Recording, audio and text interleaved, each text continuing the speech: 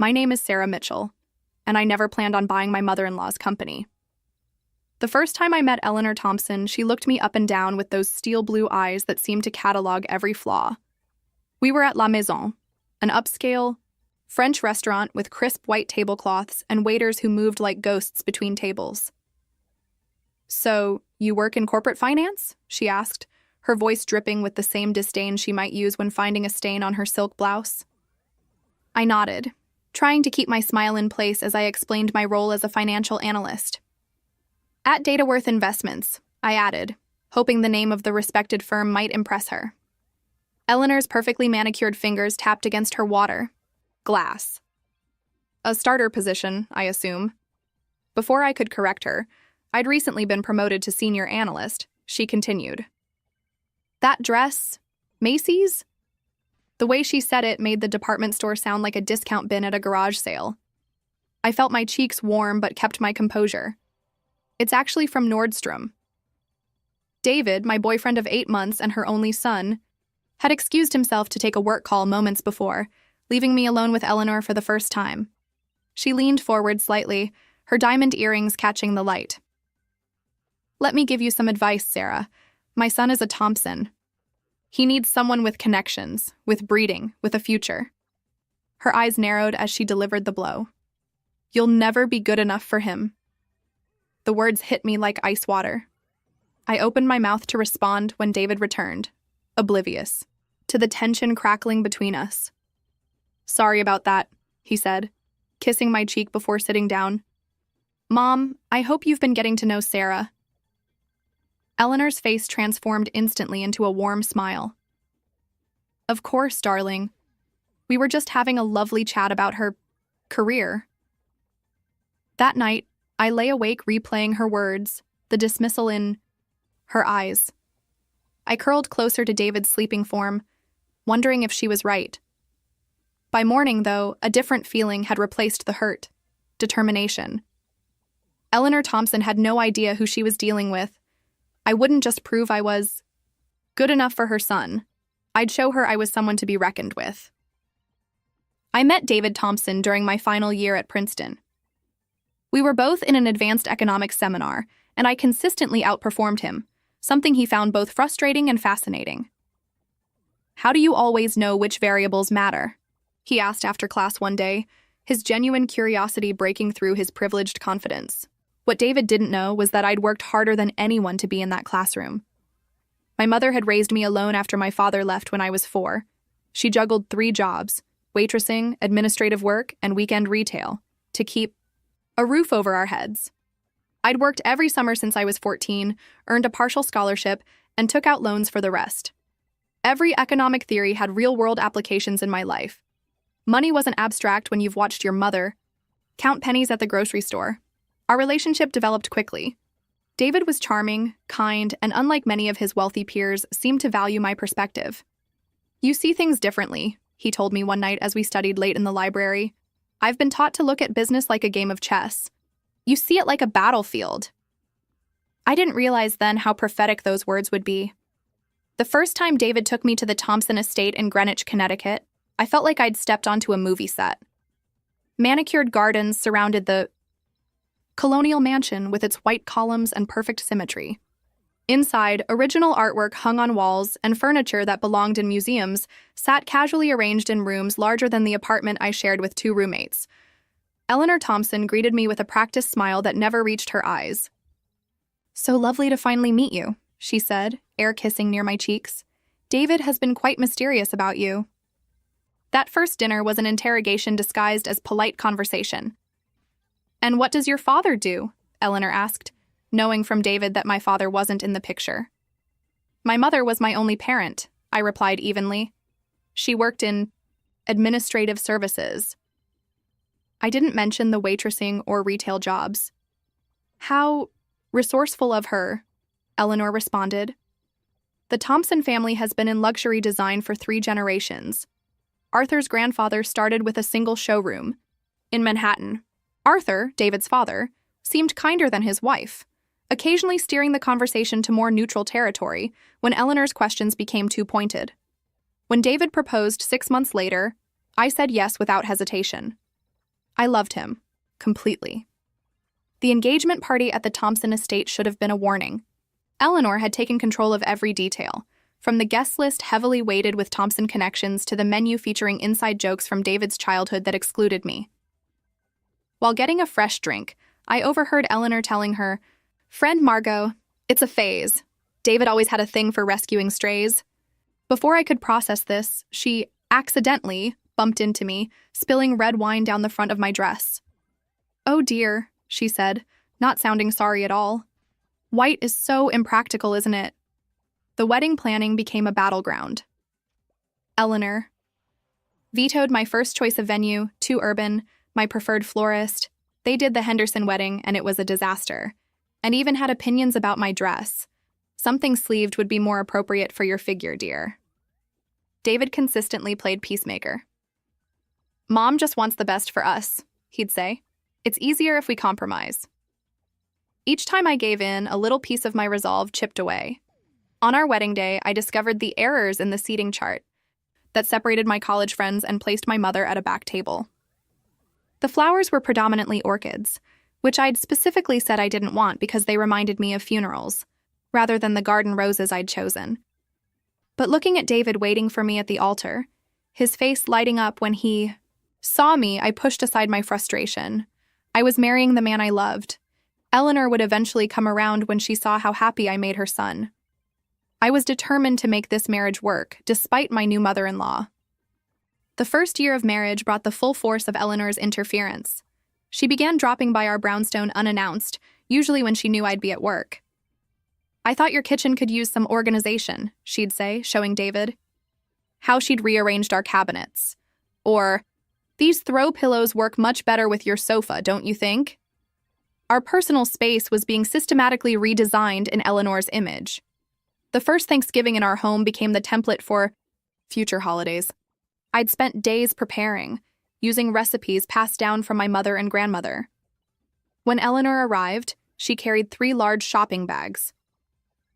"I brought a few essentials," she announced, pulling out containers of cranberry sauce, stuffing, and a small turkey.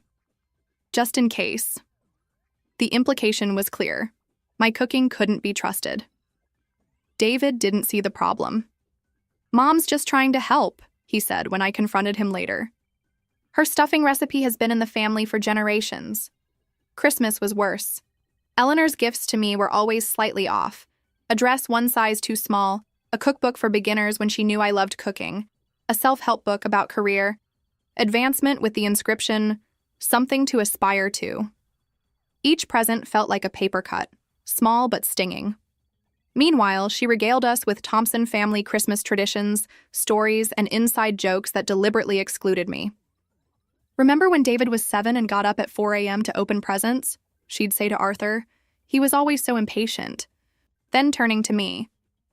Of course, in some families, Christmas is just about the gifts rather than the meaning behind them.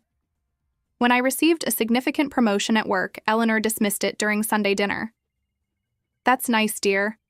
Though in this economy, they're probably just trying to avoid hiring someone with more experience." David's response was always the same. "That's just how Mom is." She doesn't mean anything by it, but she did mean it, and her campaign against me was escalating. During a summer garden party at the Thompson estate, I overheard Eleanor on the phone in the kitchen. "No, Margot, I don't think it will last another year. David's beginning to see she doesn't fit into our world. Once the novelty wears off, he'll come to his senses." I decided enough was enough. That evening, I tried to establish boundaries. "Eleanor," I said carefully when we had a moment alone, "I feel that sometimes your comments about my background and choices are hurtful." Her face transformed instantly, her eyes filled with tears, and her lower lip trembled. "After everything I've done to welcome you into our family," she whispered. When David found us, all he saw was his mother crying, and me standing there looking guilty. "What did you say to her?" he demanded later that night. "I can't believe you'd attack my mother like that." I tried explaining, but David wasn't listening. "She's always been supportive of us," he insisted. "You're being oversensitive." That night, lying awake next to my sleeping husband, I felt more alone than ever. Maybe Eleanor was right. Maybe I didn't belong in this world. Maybe I wasn't good enough for David after all. The thought kept me awake until dawn, a kernel of doubt taking root in my mind. My job at Dataworth Investments involved analyzing potential acquisition targets and distressed businesses with turnaround potential. During a Monday morning meeting, my team was reviewing a list of struggling luxury brands when a familiar name caught my eye: Thompson Luxury Interiors. I struggled to keep my expression neutral as my colleague Ryan summarized the company's situation. 40 years in business, once the go-to designer for Manhattan's elite, but they've had 3 consecutive years of declining revenue. They're still coasting on reputation, but their business model is outdated, and they're hemorrhaging clients to more contemporary firms. My personal feelings aside, my professional interest was piqued. I stayed late that evening researching everything I could about my mother-in-law's company. The Thompson name had once been synonymous with classic luxury interior design. Eleanor had taken over from Arthur's father 30 years ago and had initially grown the business. Recent years, however, told a different story. Financial reports revealed mounting debt, declining client retention, and a failure to adapt to changing market trends. 3 designers had left in the past year alone. There was potential there, the brand still had value, but the company needed a complete overhaul. Coincidentally, the next day I had lunch with a client who mentioned they'd recently backed out of a contract with Thompson Luxury Interiors. Eleanor Thompson refuses to embrace digital design tools, my client complained. Everything is still done by hand, which extends the timeline by months, and her taste is stuck in the last century. All heavy drapes and mahogany when everyone wants open, sustainable spaces now. I asked careful questions about what would have made them stay with the company. Their answers confirmed my analysis. Thompson Interiors needed modern project management, updated design aesthetics, and a digital presence. That evening, I tentatively raised the subject with David. I heard Thompson Interiors might be facing some challenges, I began carefully. David frowned. Where did you hear that? I explained about the meeting, but emphasized it was public financial information. Your mother has built an amazing brand, I said sincerely, but the market has changed. I could offer some suggestions based on what I'm seeing in successful design firms. David's expression hardened. Mom's been running that company since before you were born, Sarah. She knows what she's doing. His dismissive tone stung. Besides, he continued, any problems are temporary. The Thompson name means something in this industry. I dropped the subject, but the seed of an idea had been planted. If Eleanor wouldn't accept me as family, perhaps there was another way to earn her respect. Business was a language we both understood. The thought flickered briefly. What if I could help save her company? Not for her sake, but to prove my value. In terms she couldn't dismiss. The idea followed me through the next few days, evolving and taking shape. I found myself analyzing Thompson Interiors not just as my mother-in-law's company, but as a potential business opportunity. If Eleanor couldn't see my worth as a daughter-in-law, maybe she would recognize my skills as a businesswoman. The quarterly Thompson family dinner was a tradition I'd come to dread. Held at the estate with extended family and close friends, it was Eleanor's stage to showcase her perfect family and to subtly undermine me. I prepared meticulously for this particular evening, choosing a conservative navy dress and pearl earrings that even Eleanor couldn't critique. I arrived with David, smiling and determined to maintain peace. Sarah, you look appropriate, Eleanor greeted me, which from her was almost a compliment. The first hour passed pleasantly enough. I chatted with Arthur about his golf game and exchanged recipes with David's Aunt Patricia. Eleanor was in her element, discussing a new client she claimed to have secured. The Astor's Manhattan penthouse, a complete redesign. I later learned this was entirely fabricated. During the main course, the conversation turned to business and the economy. Arthur mentioned a report about luxury markets weathering the economic downturn. Certain segments are doing well, I offered carefully, though customer expectations are evolving rapidly in the digital age. Eleanor's head snapped up. What would someone like you know about luxury markets? The table fell silent. I kept my voice steady. It's part of my job to analyze various sectors, including luxury goods and services. Eleanor's smile was arctic. Analysis from behind a desk is hardly the same as 30 years of experience, dear. I nodded, trying to diffuse the tension.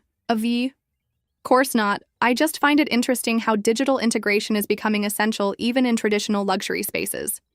Eleanor's eyes narrowed. Thompson Interiors doesn't need to chase trends. Quality and tradition are timeless. I should have stopped there, but I made the mistake of adding, adapting to new technologies doesn't mean sacrificing quality. It can enhance the client experience. Eleanor set down her fork with deliberate precision. Let me be clear, Sarah.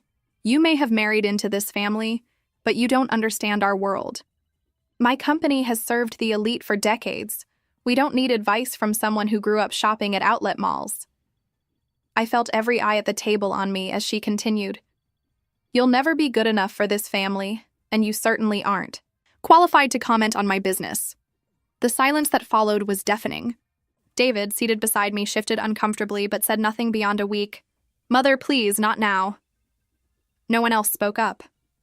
Arthur looked down at his plate. David's cousins suddenly found their wine glasses fascinating. The remainder of the dinner passed in excruciating politeness, with conversation carefully steered to neutral topics. In the car afterward, I finally broke. You let her humiliate me in front of your entire family, I said to David, tears threatening. She basically called me trash, and you said nothing. David sighed. You know how she gets when anyone mentions the business. She's been stressed about it lately. I stared at him in disbelief. That's your response? To excuse her behavior? He gripped the steering wheel tighter. What do you want me to do, Sarah? She's my mother. And I'm your wife, I countered. You promised to stand by me, but every time Eleanor attacks me, you look the other way. The rest of the drive passed in silence. At home, David retreated to the guest room, claiming he needed space. I lay awake all night, Eleanor's words echoing in my mind. You'll never be good enough. Maybe she was right. Maybe I was fooling myself thinking I belonged in David's world. By morning, something had shifted inside me. I stood in front of the bathroom mirror, eyes red from lack of sleep, and had an epiphany. I didn't need Eleanor's approval to know my worth. I was good enough. More than good enough. I'd worked my way through college, secured a position at a prestigious firm, and excelled there. If Eleanor couldn't see my value as family, perhaps she would understand the language of business. In that moment, a plan began to crystallize. I didn't need to win Eleanor's approval. I needed to earn her respect. And in the business world, respect came from power and results. The following week, I threw myself into researching Thompson Luxury Interiors with a new purpose. I requested every public filing, analyzed their client portfolio, and studied their competition. The picture was worse than I initially thought. Beyond the declining revenue, there were tax liens, late vendor payments, and a significant bank loan coming due in 6 months. I contacted former Thompson employees through LinkedIn, framing my questions as market research. The pattern was clear. Eleanor rejected technology, refused to update design aesthetics, and treated staff autocratically. One former designer told me, working there was like being trapped in 1995. We lost the Hamilton account, a $3 million project, because Eleanor insisted on hand-drawn sketches when they specifically requested 3D digital renderings. I arranged coffee with my former business school professor and mentor, Dr. Lillian Chen. I'm considering acquiring a distressed luxury design firm, I explained without mentioning names. The brand has value, but the leadership is resistant to necessary changes. Lillian listened carefully before asking the question that would shape everything that followed. Are you thinking of a hostile takeover or a stealth acquisition? That evening, I registered Phoenix Design Group LLC with anonymous ownership through a Delaware corporation. The name felt appropriate, a new entity rising from the ashes of an outdated one. I created a business plan targeting a complete acquisition, within 6 months focusing on 3 strategies: securing key staff, approaching main suppliers with better terms, and attracting Thompson's client base with modernized services. I reached out to investors I'd worked with before, presenting the opportunity as a chance to revitalize a legacy luxury brand. The current management is out of touch, I explained. With updated systems and design direction, we could double revenue within 2 years. 3 investors committed funds, trusting my analysis and track record. I deliberately kept David in the dark. This wasn't just business anymore. It was personal. Each dismissive comment, each undermining action from Eleanor had built to this moment. Did that make my motives impure? Perhaps. But the business case was sound regardless of my personal feelings. Still, doubts plagued me. Late one night, I almost told David everything. He found me at the kitchen table surrounded by spreadsheets. "Working hard?" he asked, placing his hands on my shoulders. I nearly confessed then, but remembered his unwavering defense of his mother and his dismissal of my insights. "Just a new project," I said instead. "Something with potential." I hired a small team reporting directly to Phoenix Design Group, a project manager experienced in digital workflows, a marketing specialist focused on luxury brands, and a headhunter to identify unhappy Thompson employees. We moved carefully, gathering intelligence without revealing our ultimate goal. I documented every instance of Eleanor's business missteps, building a case for why new ownership was necessary. Each time I hesitated, I remembered Eleanor's words at that family dinner, her dismissive glance, the way she'd systematically tried to undermine my marriage. This wasn't just revenge, it was business. And in business, sentiment had no place. The plan was set. Approach suppliers first to secure material sourcing, then court key designers, then target clients with innovative proposals that Thompson couldn't match. Finally, when Eleanor was vulnerable, Phoenix would offer a buyout she couldn't refuse. 6 months of careful maneuvering, and Thompson Luxury Interiors would be mine. The night before launching the first phase, I sat alone in our home office, finger hovering over the send button on the initial supplier outreach emails. This was my last chance to back out. Was I crossing a line? Would this destroy my marriage? But then I remembered Eleanor's smirk as she said I'd never be good enough, and David's silence beside me. I deserved better. I pressed send. The first letter from Phoenix Design Group arrived at Thompson Luxury Interiors 3 weeks later. The offer was reasonable but not generous, a starting point for negotiations. Eleanor's response came through back channels. Not interested at any price. As expected. Phase 1 continued. Phoenix approached Thompson's primary fabric supplier, offering to become their biggest client with guaranteed payment terms, something Thompson had failed to maintain. The supplier switched allegiance within a month. Similar arrangements followed with furniture craftsmen, lighting specialists, and artisans who'd grown tired of Eleanor's late payments and exacting demands. Meanwhile, my headhunter identified 2 of Thompson's most talented designers who were frustrated with the company's direction. Phoenix offered them creative freedom, modern tools, and significantly better compensation. They resigned from Thompson the same day, citing creative differences with Eleanor. Eleanor called David that evening, furious. "Someone is systematically poaching my staff and suppliers," she fumed. I pretended to work on my laptop while listening to David try to calm her. "I'm sure it's just market competition, Mom," he soothed. "Maybe it's time to consider some of the changes Sarah suggested." Eleanor's response was loud enough for me to hear across the room. "I don't need advice from your accountant wife." The next phase targeted Thompson's clients. Phoenix Design Group began bidding on projects against Thompson Interiors, offering competitive prices, shorter timelines through digital workflows, and more contemporary design concepts. We won 3 major contracts that would have traditionally gone to Thompson.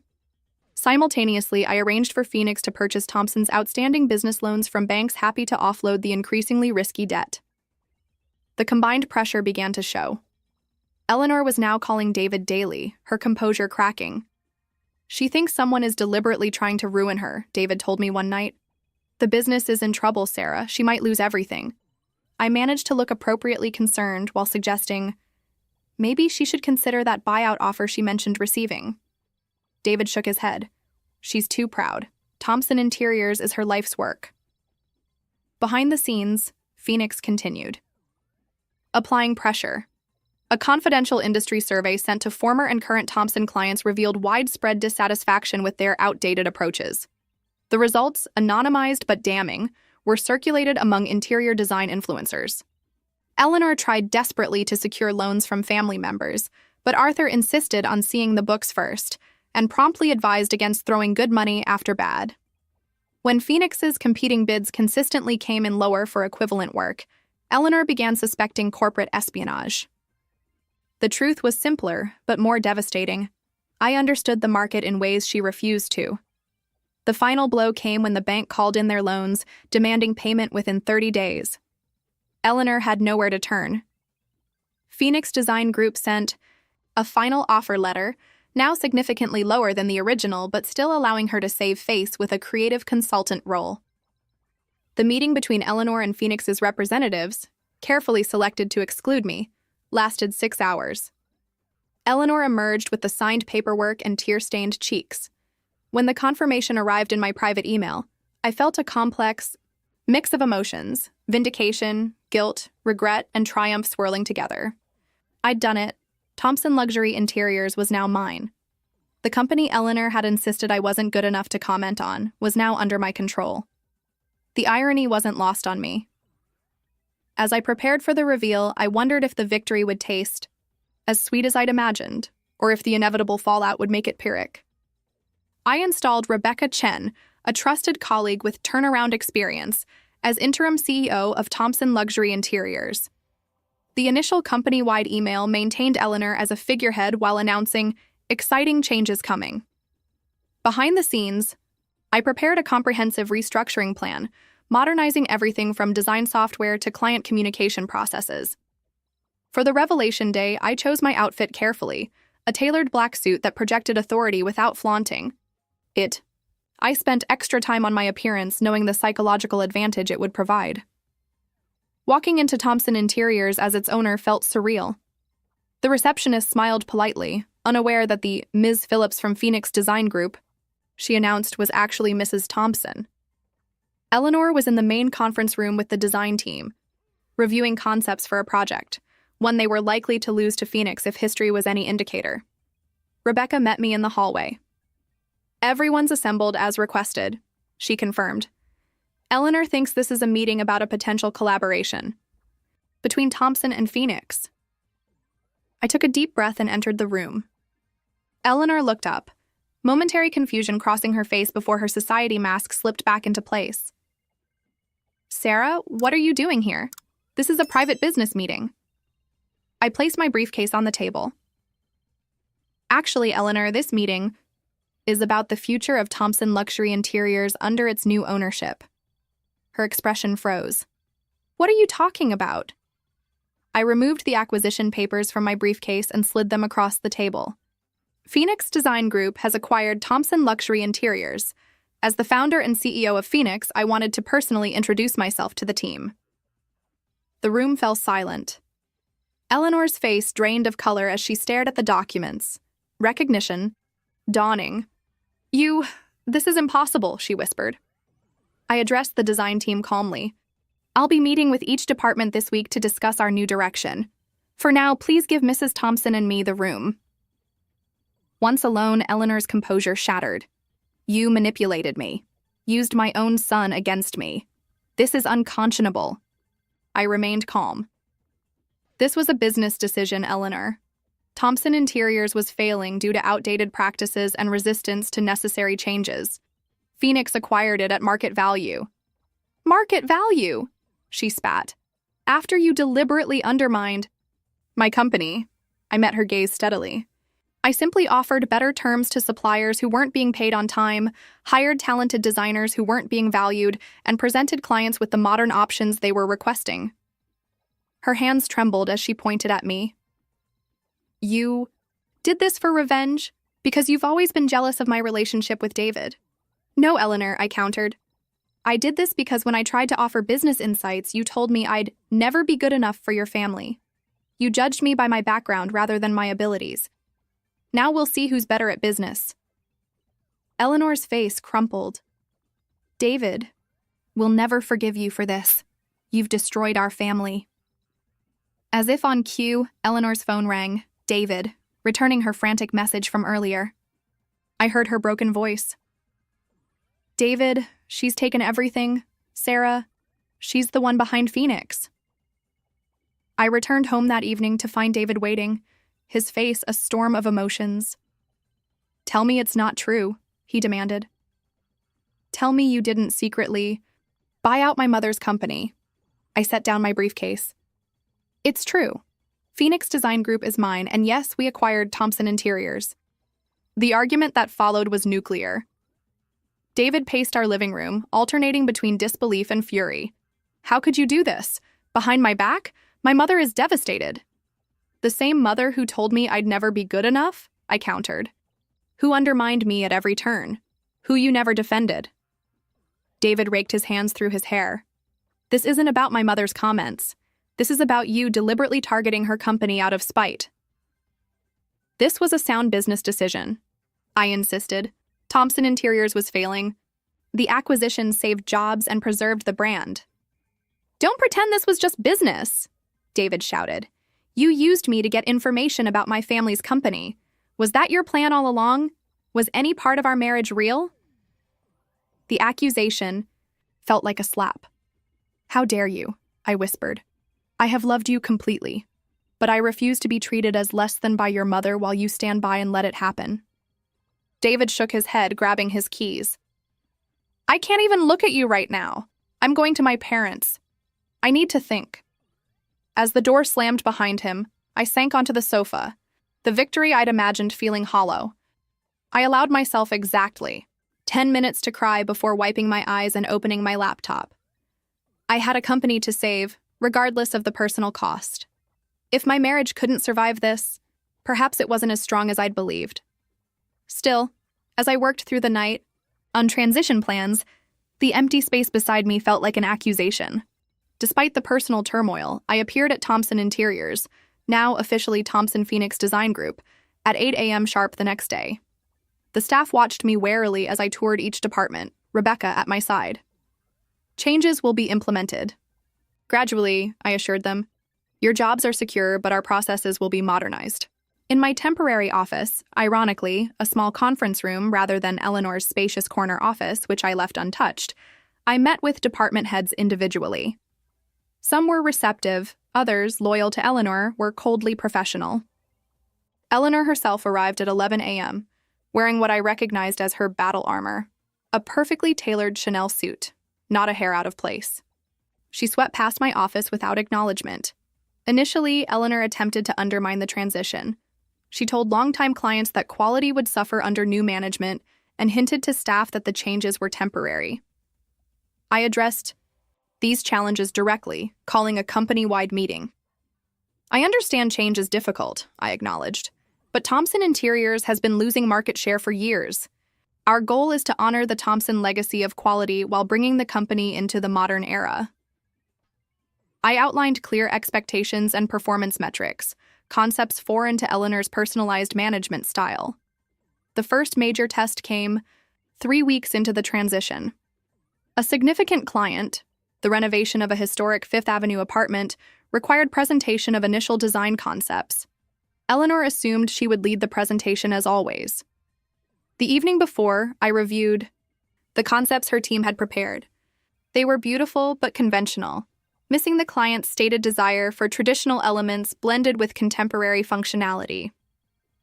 I stayed up all night with 2 of our designers, creating an alternative concept that honored the apartment's history while incorporating smart home technology and sustainable materials.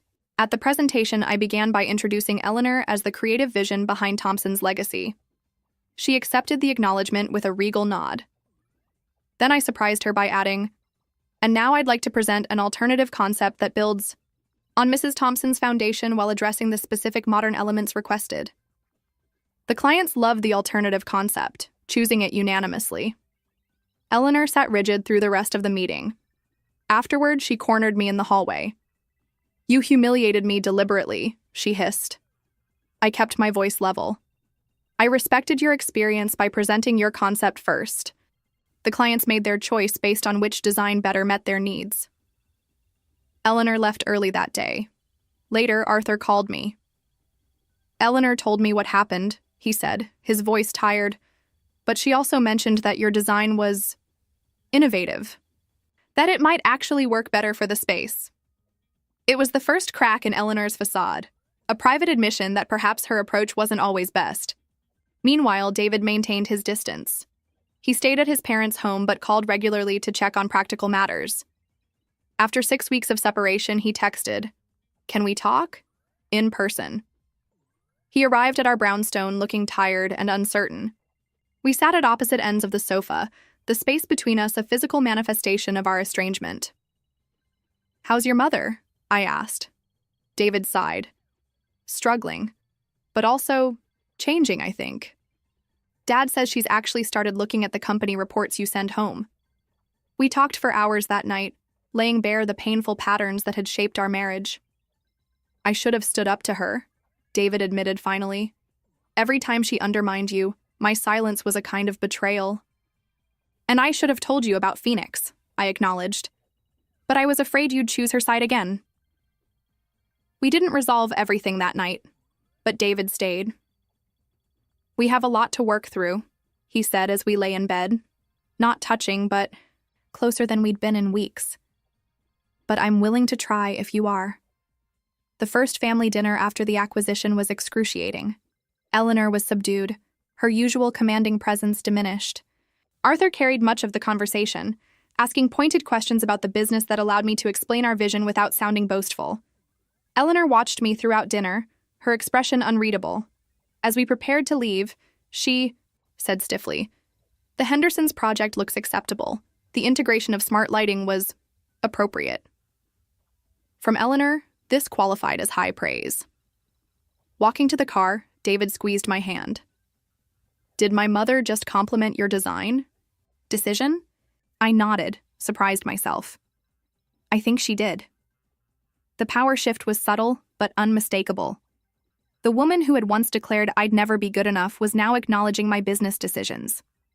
It wasn't forgiveness or acceptance. We had miles to go before that. But it was respect. And perhaps that was a better foundation than anything we'd had before. 1 year after the acquisition, Thomson Phoenix Design Group celebrated its most profitable quarter in 15 years. The company headquarters had been renovated, ironically, using an innovative design that maintained classic elements while incorporating modern functionality. Standing at the podium during our anniversary event, I surveyed the room filled with employees, clients, and industry partners. "Success is never a solo achievement," I began. "Thomson Design has a 40-year legacy of excellence, and Eleanor, Thomson's vision established the foundation of quality and attention to detail that remains our hallmark." Eleanor, seated at the front table beside Arthur and David, looked up in surprise. I hadn't told her I would acknowledge her publicly. "While we've implemented new technologies and approaches, we've maintained the core values that made this company special," I continued. "That balance of tradition and innovation will guide us moving forward."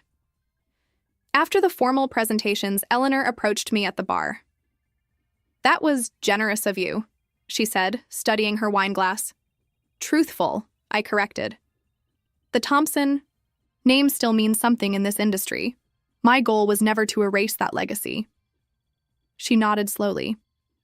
"The Chambers project turned out well. The integration of traditional moldings with the contemporary lighting was effective." Over the following months, Eleanor and I established a tentative professional relationship. The breakthrough came unexpectedly, through a high-profile historical renovation. The client wanted to preserve the 19th century architectural details while creating a thoroughly modern living space, a perfect metaphor for our company's evolution.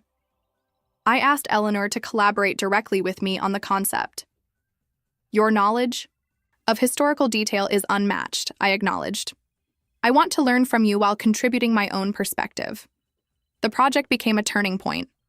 Eleanor's expertise in classical design elements complemented my understanding of contemporary needs and technologies. The result was genuinely collaborative and won industry recognition. One evening, working late at the office, Eleanor brought me a cup of coffee, a small gesture but significant from a woman who had once expected others to serve her. "I've been thinking about the Sullivan proposal," she said, sitting across from me. We discussed design options for 30 minutes before Eleanor said abruptly, "I was wrong about you." I looked up, startled. "I judged you by your background, not your abilities," she continued. "I was afraid." "Afraid?" I echoed. Eleanor's perfectly manicured nails tapped against her coffee cup. David was always mine. Then suddenly there was you, and you were capable, independent, strong-willed. She smiled faintly. Rather like me, though I wouldn't have admitted it then. It wasn't a full apology, but from Eleanor this acknowledgement was monumental. 2 weeks later, I called Eleanor into my office. "I'd like to offer you the position of creative director," I said, sliding the contract across my desk. "Not as a courtesy, but because you've earned it. Your work on the Sullivan project proved your value to this company." Eleanor's surprise was evident. "You're offering me a promotion?" I nodded. "Your institutional knowledge combined with your willingness to adapt makes you uniquely qualified. This isn't charity, Eleanor. It's business." She studied me for a long moment before signing the contract. "Sarah Thompson," she said, using my married name deliberately, "I believe we may finally understand each other." At home, David noticed the change in our dynamic. "You and Mom actually seem to be working well together," he observed one night over dinner. "The world must be ending." I laughed. "Let's just say we've reached a detente." Our marriage had changed too. David had begun setting boundaries with his mother, no longer automatically taking her side. "I told Mom we wouldn't be at Sunday dinner this weekend," he informed me one Friday. "I thought we could go to that bed and breakfast in the Berkshires instead. Just us." The woman who had once felt she needed to prove herself worthy of the Thompson name now recognized her own value. The acquisition that began as revenge evolved into something more meaningful, a genuine business success, and surprisingly, a path to mutual respect with Eleanor. The final proof came during a client meeting when a potential customer questioned my background. Before I could respond, Eleanor interjected, "Sarah Thompson built this company's current success through vision and determination. She represents exactly the kind of innovative thinking you want designing your home." Later, she explained her intervention simply, "It was the truth. And besides, no one gets to criticize my daughter-in-law except me." It wasn't conventional affection, but from Eleanor, it was significant progress. Looking back on the journey from that first dinner where Eleanor declared I'd never be good enough, to becoming her boss, to eventually earning her professional respect, I realized something important. The best revenge wasn't making Eleanor work for me. It was discovering my own worth regardless of her opinion. That night, curled beside David in our home that was finally truly ours, no longer subtly rearranged by Eleanor during surprise visits, I reflected on how far we'd all come. "Penny for your thoughts?" David murmured sleepily.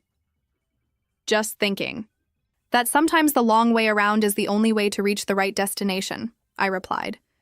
The woman who entered the Thompson family feeling inadequate had found her power not through titles or revenge, but through staying true to her abilities and values. Eleanor had been wrong. I was good enough, not because I'd proven it to her, but because I'd finally, completely believed it myself. Have you ever dealt with difficult in-laws or felt underestimated in your career? What would you have done in Sarah's situation? Tried to win Eleanor over differently, walked away, or taken a similar approach? I'd love to hear your thoughts in the comments. Remember, sometimes the greatest victory isn't proving others wrong, but discovering your own strength in the process. Thank you for listening to my story today. If it resonated with you, please consider subscribing and sharing with anyone who might need a reminder of their own worth. Until next time, remember that you are always good enough, regardless of who fails to see it.